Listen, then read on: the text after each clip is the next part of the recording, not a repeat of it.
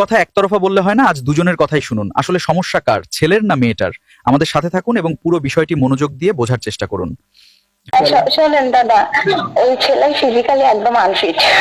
মানে সবাই বলছে যে ছেলে কেন সংসার করবে না, কি সমস্যা? ছেলে ফিজিক্যালি একদম আনফিট।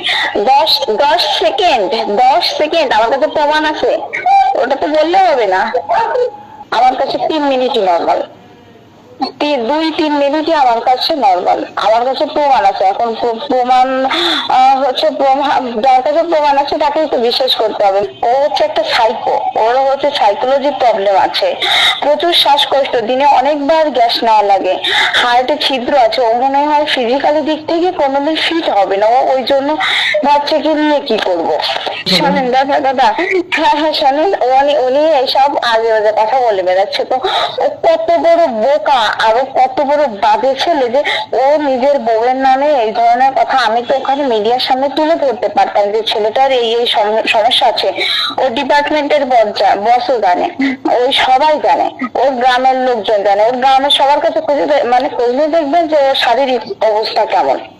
দাদা, ওখানে থাকলে আমার মরণ নিশ্চিত। আমি যে ওখানে গেলে যে আমি আমার মরণ যে নিশ্চিত, সেটা জেনে শুনেই আমি যেতে চাচ্ছিলাম, শুধুমাত্র সম্মানের জন্য। 3বার খায় রোগীরা, 2বার খায় ভোগীরা, 1বার খায় যোগীরা। বিনা অপরাধী বিনা দোষী আমার বারবার ওই আসামির কাঠগড়ায় যেয়ে দাঁড়াতে হচ্ছে।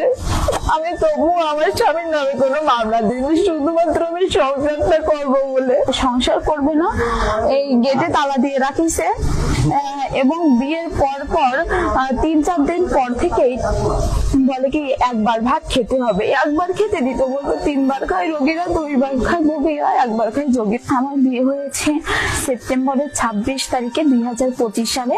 আমার স্বামীর নাম ইন্দ্রিয়জিৎ বিশ্বাস। তিনি হচ্ছে MBBS ডাক্তার।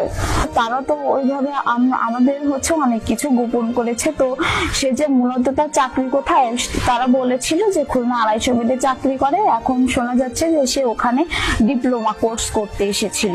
বিয়ের 2-3 দিন পর থেকেই হচ্ছে তারা আমাকে শারীরিক ও মানসিক ভাবে নির্যাতন করে। সেই সমস্যাটা হচ্ছে তার অ্যাবনর্মাল সেক্সুয়াল বিহেভিয়ার। সে হচ্ছে আঁচড়ায়, কামড়ায়, আবার অন্ডকোষ্ঠীতে ধরে, এবং এইটা নিয়ে তার সাথে কথা বলতে গেলে সে তারপর কান্নাকাটি করে বিভিন্ন রকম অভিযোগ করে। এবং সে হচ্ছে দাবি করে এরকম যে তাকে 30 মিনিট ধরে হচ্ছে করতে হবে।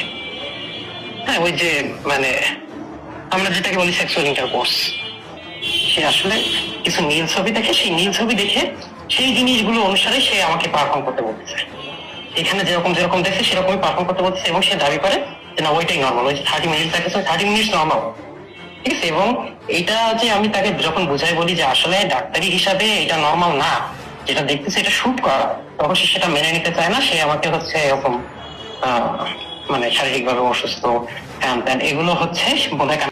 তারপর যেটা হয়, এর পরের স্টেপ যেটা, এর পরের স্টেপ হচ্ছে সে বলা শুরু করে যে আমি তাকে আসলে অনেক নির্যাতন করতেছি, আমার কাছে থেকে তার অনেক কষ্ট হচ্ছে, এবং আমি শারীরিক ভাবে অসুস্থ, আমার কাছে তার থাকা যায় না।